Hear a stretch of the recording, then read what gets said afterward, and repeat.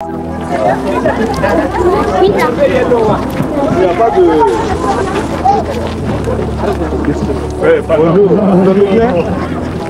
Thomas Sankara, capitaine de 35 ans, président de la Haute-Volta, il a pris le pouvoir par un coup d'État le 4 août 1983.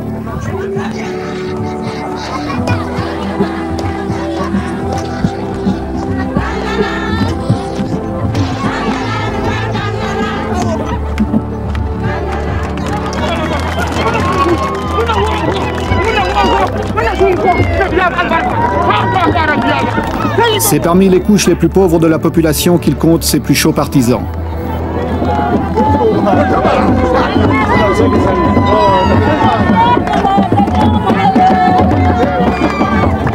Malgré son jeune âge, son engagement politique n'est pas récent. En 1980, il est secrétaire d'État à l'information sous l'avant-dernier régime avant de démissionner. Puis participant au coup d'État du dernier président, le commandant médecin Jean-Baptiste Ouédraogo, il devient Premier ministre, est arrêté, libéré et fait le coup d'État. Sitôt au pouvoir, il veut galvaniser les foules en utilisant un langage où le slogan incantatoire tente de faire passer les mots d'ordre. Chacun doit se convaincre que c'est un changement révolutionnaire.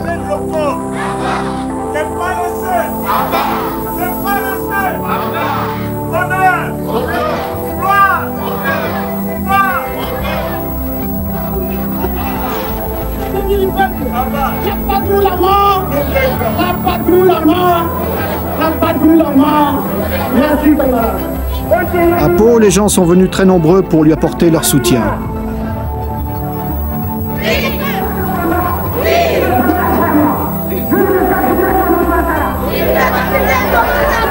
Camarades, il faut enterrer tous les ennemis du peuple.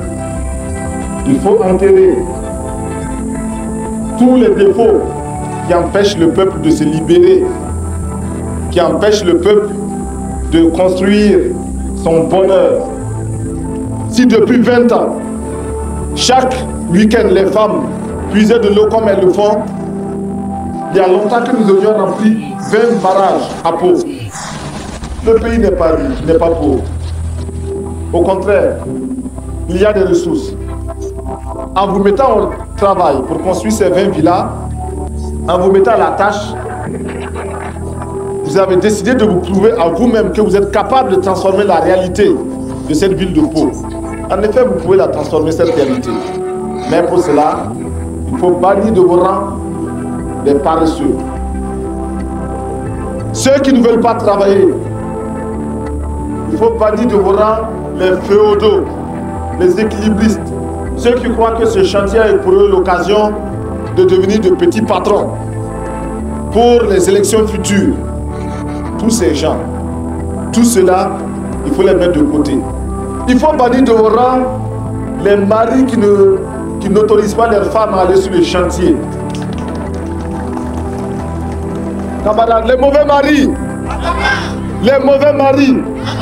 les paresseux, les voleurs, les maris réactionnaires, les petits patrons, les grands patrons, les détourneurs de fonds, les voleurs,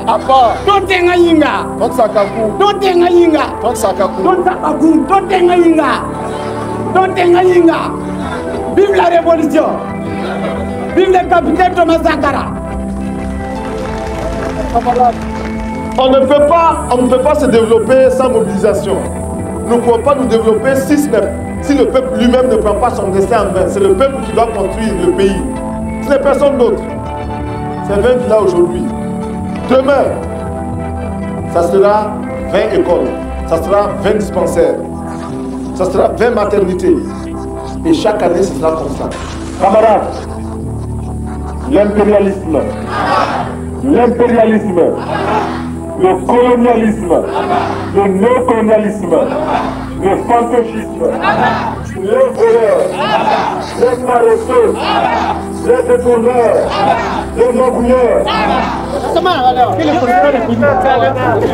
Chaque province doit construire en effet 20 maisons pour les fonctionnaires d'ici le 4 août, les loyers étant ensuite utilisés pour les biens d'équipement. Les briques sont faites par la population avec du banco et très peu de ciment. L'État, lui, fournit le matériel.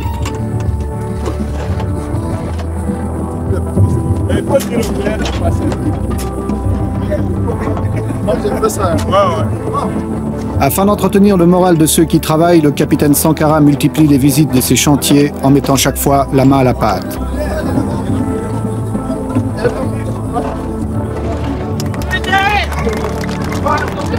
Il aime à montrer l'exemple, il affectionne les gestes symboliques. Il est en train de se créer un personnage à la fois séducteur et menaçant. Son style, son souci du moindre détail, son attention à chaque chose, son engagement étonne et lui attire un certain nombre de sympathies. Il ne faut pas que ça piétine. L'approvisionnement doit être rapide. Maintenant, il faut penser à la toiture. Voilà, déjà. Il faut déjà penser à la toiture. Vaut mieux qu'ils aient leurs matériaux ici. Bon, n'oubliez pas de créer beaucoup d'espaces verts. Surtout le long de la route, là. Beaucoup d'espaces verts, des fleurs, des petits bancs. Si vous êtes ici, faites des petits bancs en béton, là. Des bancs publics. À la tête des chantiers du 4 août, il a mis des gens considérés comme peu favorables à son régime. Ceux-ci sont ainsi mis à l'épreuve. C'est une dernière chance qui leur est offerte de s'intégrer. Le chef de chantier, c'est le camarade Traoré. C'est un ingénieur agronome, c'est ça, hein? Oui, c'est ça. Bon, alors un ingénieur agronome qui est mis sur ce chantier-là pour participer activement, concrètement à la révolution. Pourquoi est-ce qu'on l'a choisi lui? Mais comme la révolution n'exclut personne, mais donne à chacun la possibilité de se faire ou de se refaire, eh bien, lui est envoyé sur ce chantier-là. Mais voilà, il vit en parfaite harmonie avec le peuple militant de Pau, qui l'accepte, qui le suit et qui exécute ses mots d'ordre, preuve qu'il intègre correctement la révolution et c'est effectivement un camarade. Monsieur le Président, est-ce que vous pensez que cet enthousiasme va durer longtemps? Aussi longtemps que les populations commencent à se convaincre et à percevoir qu'elles-mêmes peuvent transformer leur situation et peuvent améliorer leurs conditions. Au début, c'était des mots, ce n'était que des mots et une adhésion euphorique. Le doute avait commencé à s'installer. Aujourd'hui, il est évident que dans ce bâtiment-là, qui se construit petit à petit, grâce à l'engagement des populations, ce bâtiment-là est la preuve que la révolution apporte effectivement quelque chose de qualitatif.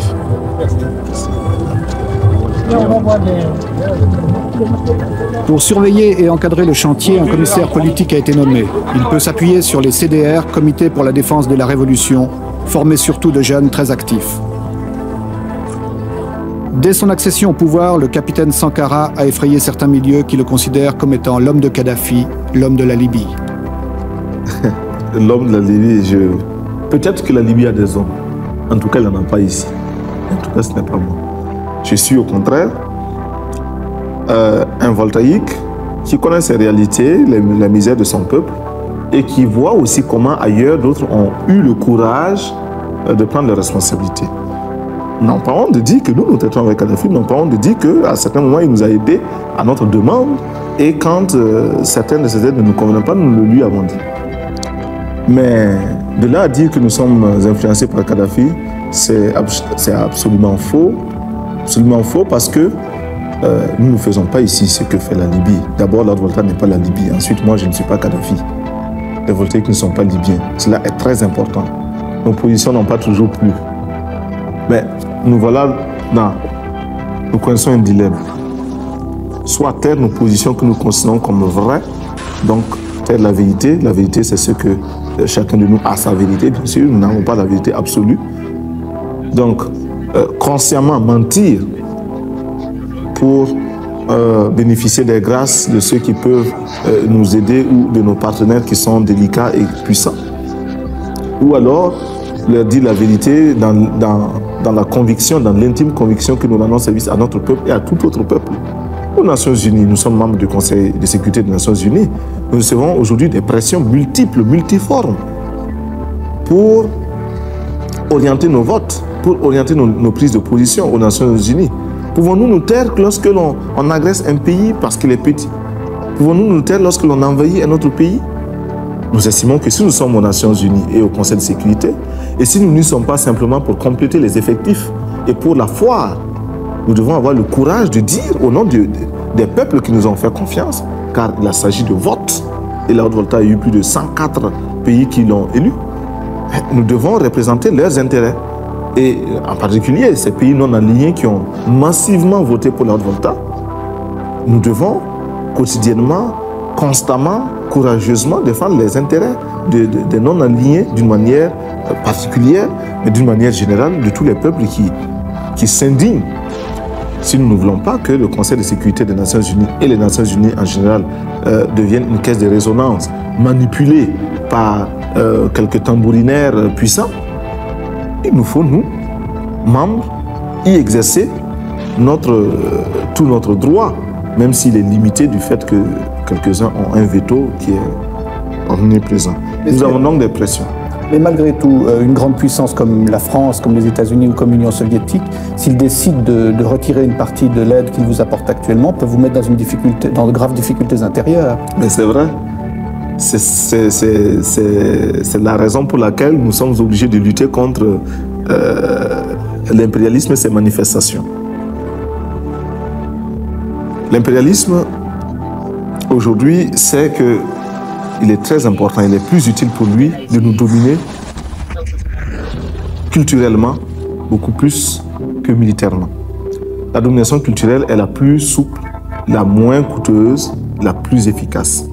Et c'est pourquoi nous disons qu'aujourd'hui, pour renverser le régime de Haute-Volta, il n'est peut-être pas nécessaire d'amener des mercenaires puissamment armés. Il suffit simplement d'interdire l'importation du champagne ou du rouge à lèvres, je ne sais pas, ou des vernis à ongles. Cela suffit à nous renverser. Parce que la petite bourgeoisie aujourd'hui est convaincue qu'elle ne peut se passer de ces produits-là. Eh bien, il nous faut travailler à décoloniser les mentalités. Nous travaillons à reconditionner notre peuple, à accepter de vivre tel qu'il est, à ne pas avoir honte de ses réalités, à s'en contenter et même à s'en glorifier. C'est bien si les autres vivent comme cela, mais c'est normal que nous vivions autrement. Nous l'avons choisi. Et nous n'avons pas hésité à dire à d'autres pays, par exemple l'Union soviétique, que nous refusions une aide de l'Union soviétique qui n'était pas, de notre point de vue, à la hauteur de notre attente. Nous nous sommes expliqués et je pense que nous nous sommes compris.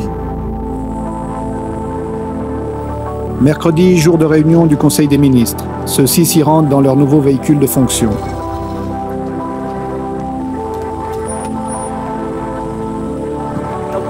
En effet, là aussi, pour montrer qu'on veut rompre avec d'anciennes habitudes, d'anciens privilèges, les Mercedes, symbole du pouvoir utilisé par les précédents régimes, ont été remplacés par des R5.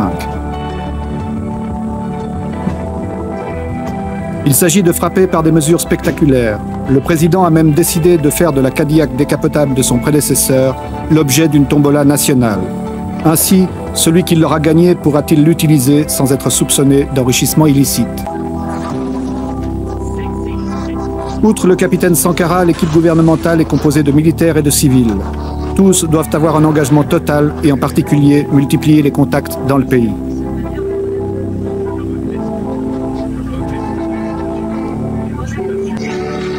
Tous les ministres civils ou militaires sont armés. Ils ont reçu une Kalachnikov que certains emportent même aux réunions du Conseil. Chacun a d'ailleurs suivi un entraînement militaire pendant quelques jours. La vigilance est de mise pour chacun dans un climat d'insécurité. Autre mesure de précaution, les lieux où se tiennent les conseils des ministres changent constamment. Ils ne sont connus qu'une demi-heure avant l'heure prévue. Le travail des ministres est chargé. Le programme qui est proposé aujourd'hui est austère, difficile. Pour toute l'équipe gouvernementale, il va représenter un effort considérable. Là aussi, chacun doit avoir ses dossiers bien préparés, bien étudiés. Le capitaine veille à l'engagement de chacun de ses ministres. La révolution, si elle promet un avenir radieux, elle part d'abord de sacrifices permanents. Et ces sacrifices, nous sommes décidés à les assumer. Et nous formons quotidiennement notre peuple à les accepter. Nous savons qu'ils sont lourds, très lourds. Ces sacrifices, nous avons demandé aux fonctionnaires de renoncer à une partie de leurs indemnités, parce qu'ils sont des privilégiés. Cela, vous vous en doutez, ne peut pas être bien accueilli partout. Ces sacrifices, nous demandons aux voltaïques de se mobiliser. Si ailleurs, si dans certains pays, on a pu détourner un fleuve, en Volta, nous pouvons bien le faire parce que nous avons des bras aussi vigoureux. Ces sacrifices, nous les imposons au gouvernement, aux membres du gouvernement auxquels nous imposons un rythme de vie, un train de vie très modeste. nos ministres ne sont pas autorisés à voyager en classe première, en première classe dans les avions. Ils prennent les classes touristes. Et même quand il est possible de faire voyager par les avions de charter, nous le faisons. Nous avons suspendu pour une longue période les brasseurs d'air, l'air conditionné dans les bureaux, etc. Nous avons supprimé les indemnités des ministres, du président, etc. Nous les avons tous ramenés à leur salaire d'instituteurs quand ils étaient instituteurs, de professeurs, de médecins ou de capitaines, dépouillés de toutes autres indemnités.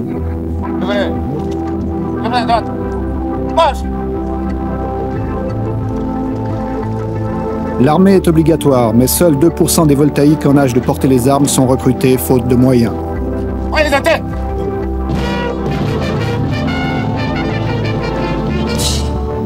En Haute-Volta, c'est une chance et un privilège comme ailleurs en Afrique que de devenir soldat.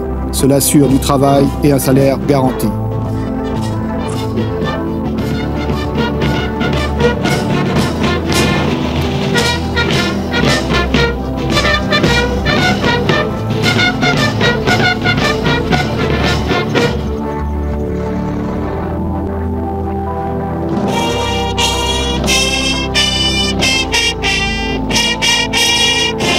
La volonté du capitaine Sankara est de vouloir mieux intégrer l'armée au peuple.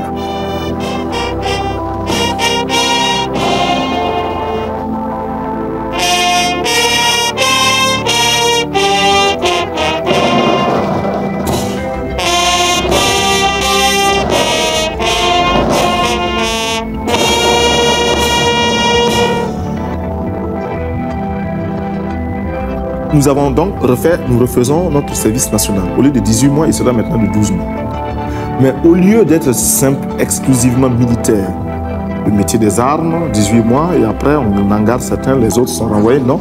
Ce sera un service où il faudra apprendre bien sûr le maniement des armes pendant un certain temps, une période donnée, mais une autre période, à peu près les 3/4 du temps du service, ces 3/4 seront consacrés à la production. Sous l'encadrement militaire, bien sûr. Pourquoi nous faisons cela? D'abord, nous disons que la défense du peuple incombe au peuple. Et il faut que le peuple se mobilise, il faut que le peuple soit en armes, car nos ennemis sont nombreux, tout le monde n'acclame pas la révolution voltaïque, et tout le monde n'a pas entré l'âge de guerre contre nous. Et aussi, nous estimons qu'il n'est pas question de confier la défense du peuple à une minorité, si spécialisée soit-elle. Non, c'est le peuple qui se défend. Et c'est le peuple qui décide de faire la paix quand il ne peut plus poursuivre la guerre. C'est le peuple qui décide du budget de l'armée. C'est le peuple qui décide de ce que doit être l'armée. Il ne faut pas qu'il y ait une armée, une aristocratie au-dessus du reste du peuple. Nous voulons casser cela. Et même nos galons, nous voulons transformer tout cela pour que l'armée, enfin le militaire se fonde dans son peuple. Mais les militaires voltaïques auront à produire, à participer à la production agricole, plus tard industrielle, et d'une manière générale à la vie économique. Et déjà, nous enregistrons des succès, des résultats très positifs dans toutes les casernes, répondant à un mot d'ordre que nous avions lancé il y a un certain nombre, il y a quelques mois. Les militaires se sont mis à construire des poulaillers et procèdent à un élevage des poulets qui est de plus en plus intéressant. Quelle était la consigne pour les soldats? La consigne était un quart de poulet par militaire et par semaine. C'est un minimum. Nous savons que si ce quart de poulet par militaire et par semaine est réalisé, il y a une amélioration de l'alimentation. Il y a aussi un désintéressement de cette couche de salariés réguliers que sont les militaires par rapport au marché du poulet, de la volaille. Ce qui va nécessairement baisser le prix de la volaille pour d'autres clients que sont les civils. Et puis, l'effet d'entraînement, c'est que le militaire qui le fait pour lui-même, qui le fait parce que son chef lui a donné l'ordre de le faire, sera tenté de le faire pour lui-même à domicile. Et puis, forcément, cela fera tache d'huile. Bon, du reste, déjà, certains militaires ont estimé que ce mot d'ordre, un quart de poulet par militaire et par semaine, n'est pas suffisant. Et ils font un demi-poulet. Et il y en a même qui prétendent qu'ils feront un poulet par militaire et par semaine. Nous ne demandons que cela, parce que la révolution, c'est aussi vivre dans l'opulence, c'est vivre dans le bonheur, mais le bonheur et l'opulence pour tous. n'est pas pour quelques-uns.